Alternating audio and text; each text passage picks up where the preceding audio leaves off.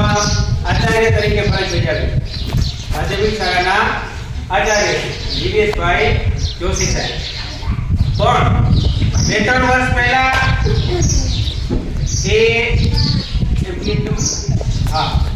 આરોગ્ય વિભાગમાં હતા અને એમને શિક્ષણ પ્રત્યે બહુ પ્રેમ, સાથે સાથે પ્રોફેશનલના બહુ માસ્ટર છે. તો આરોગ્યમાં હોવા છતાં પણ ઘણી બધી શાળાઓ માંડવીની અંદર, મુન્દ્રાની અંદર, જે તાલુકાઓમાં આવી રીતે પ્રોફેશનો કરેલા છે. અને અત્યારે આપણી સમક્ષ બહુ ટૂંકા ગાળામાં, એટલે કે ખાલી એમ કીધું ભાઈ 10 જ મિનિટ, તો 10 મિનિટમાં આપણે પૂરું કરીએ. એટલે બાળકોને ગમત સાથેનું જ્ઞાન, મજા પણ આવે અને જ્ઞાન પણ મળે. તો આપણે સાહેબને તાળીઓથી જય કરો.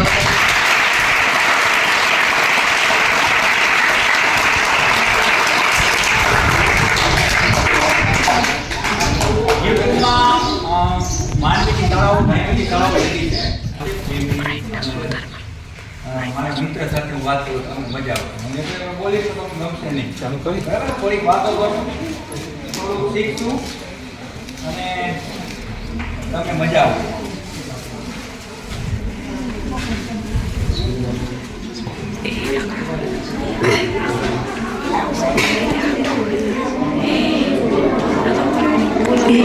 બોલવા તો આ પાડી છે, કોઈ મજા આવશે, અવાજ કરશો તો મજા આવે.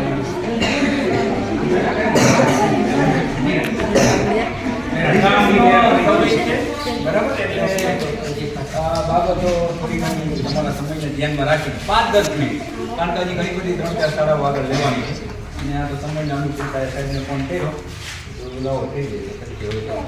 બરાબર, આનું નામ મારો મિત્ર છે, બોલે છે, વચ્ચે વચ્ચે ક્યાંક નવું શીખવા માટે તમને યાદ રહી જશે. કદાચ મારું નામ ભૂલી જશો. મારું નામ જોશી સર છે અને આનું પણ નામ છે છોટા ભીમ. જોવો છો ને, છોટા ભીમ એક વાંદરો હોય, ખબર છે?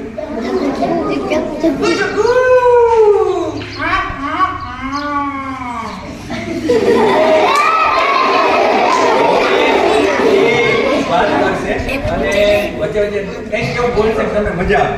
થોડીક શિક્ષણની વાતો, થોડુંક શીખવાનું છે. બરાબર છે. એક તો પહેલા આપણે આગળ વધવું જોઈએ. બરાબર, તો આગળ વધવા માટે શું કરવું જોઈએ? થોડું પેલા દોડવાનું.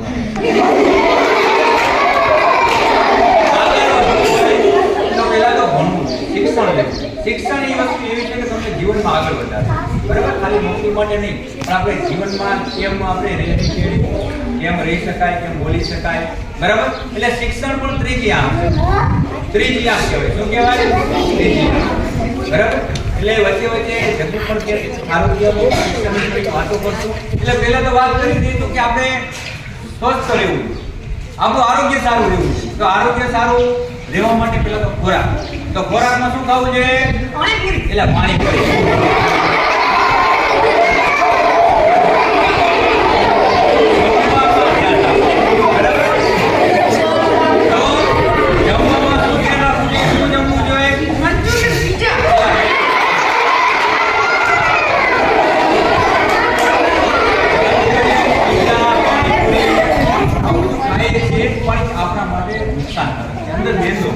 પચવામાં વાર લાગે. આપણને ખબર હોય બીમાર પડીએ, બરાબર. તો એના માટે આપણે આપણો ગુજરાતી ખોરાક, દાળ, ભાત, શાક, કઠોળ, એની અંદર ઘણા વિટામિન. એટલે આપણે ઘણી વખત જીદ કરતા હોય કે મારે આ જમવું છે, આ ખાવું છે. ભલે ક્યારેક વાંધો નહીં, પણ કાયમી જે વસ્તુ પાણીપુરી છે, પીઝા છે, આપણા માટે નુકસાનકારક છે. બરાબર, કારણ કે પાણીપુરી ખાય તો શું થાય? મજા આવે.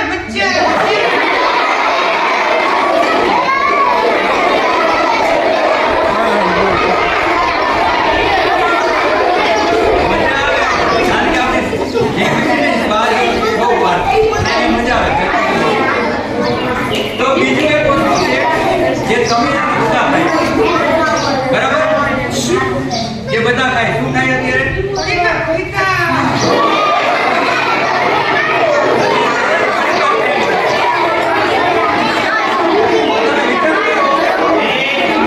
આપણા ઘરની અંદર શાક બનાવેલા હોય, એક દિવસ ચાલતું નથી, બગડી જાય છે ને. બરાબર, આપણે કૂતરા રોટી નાખી દઈએ તો પરીક્ષાની અંદર 6 મહિના 12 મહિના સુધી વસ્તુ બગાડી. એની અંદર કેમિકલ નાખે. જે આપણને કેન્સર કરે. બરાબર, એટલે આવો પૈકાઓ પણ ઓછા કરવા જોઈએ. બરાબર, કઠોળ ખાવું જોઈએ, ગુજરાતી ભોજન ખાવું જોઈએ.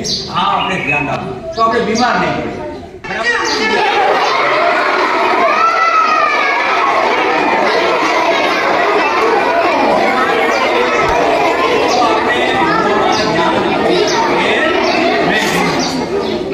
પહેલા તો તમે સ્વસ્થ રહો, બીમાર ના પડો. બરાબર. બીજી બાબત છે તો પહેલા તો આપણે છે ને જમીએ તો શેનાથી જમીએ? એટલે પગેથી. આપણે શેનાથી જમતા હોઈએ છીએ? કે હાથે.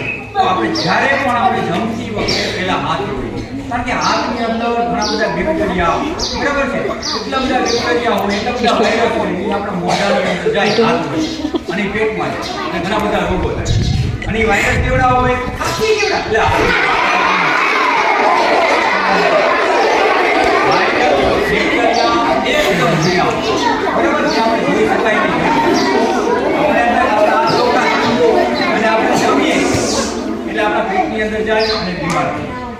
બરાબર, એટલે હવે ધ્યાન રાખવાનું શું જમવાનું? મંચુરિયન.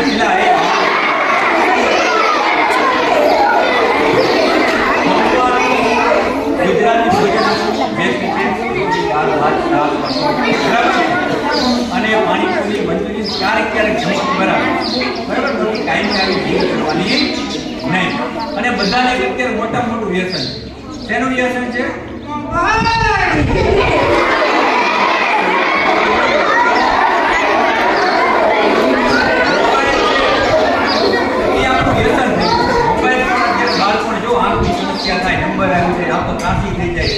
બરાબર, એટલે મોબાઈલ ફોન બને એટલો ઓછો જોવાનો. બરાબર, ક્યાંક આપણા વાલીને, આપણા શિક્ષકોને આ બધું ઓનલાઈન કામગીરી છે ત્યાં જોવો તો વાંધો નહીં, પરંતુ ફરજિયાત તમે કાયમી 24 કલાક જીદ કરી રડીને જોવાનું નહીં. નહીંતર મોબાઈલ જોઈ તો શું થાય? મોબાઈલ જોઈ તો શું થાય?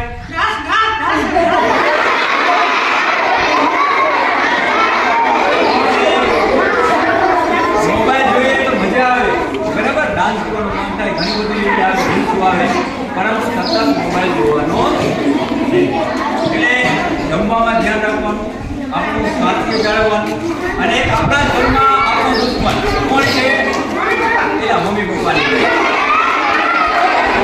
આપણા ઘરમાં આપણો દુશ્મન મચ્છર. શું છે? તો મચ્છરથી બચવું. બરાબર, મચ્છર આપણે બીમાર પડીએ, તાવ આવે, મેલેરિયા, ડેન્ગ્યુ, તેનાથી થાય મચ્છર.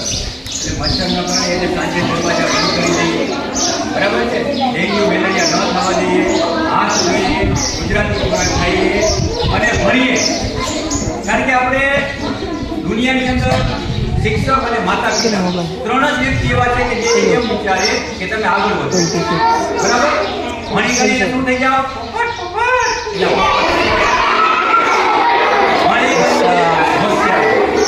બરાબર છે, એટલે ભણો આગળ વધો. ફરી પાછા મજા આવી બધાને? બોલાવો એક વાર. શું નામ છે આનું?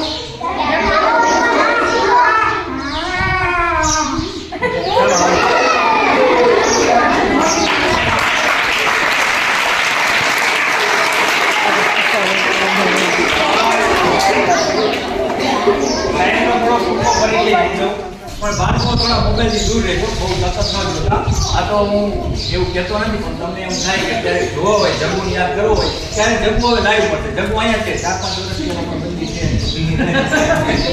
આપણે આખો મતલબ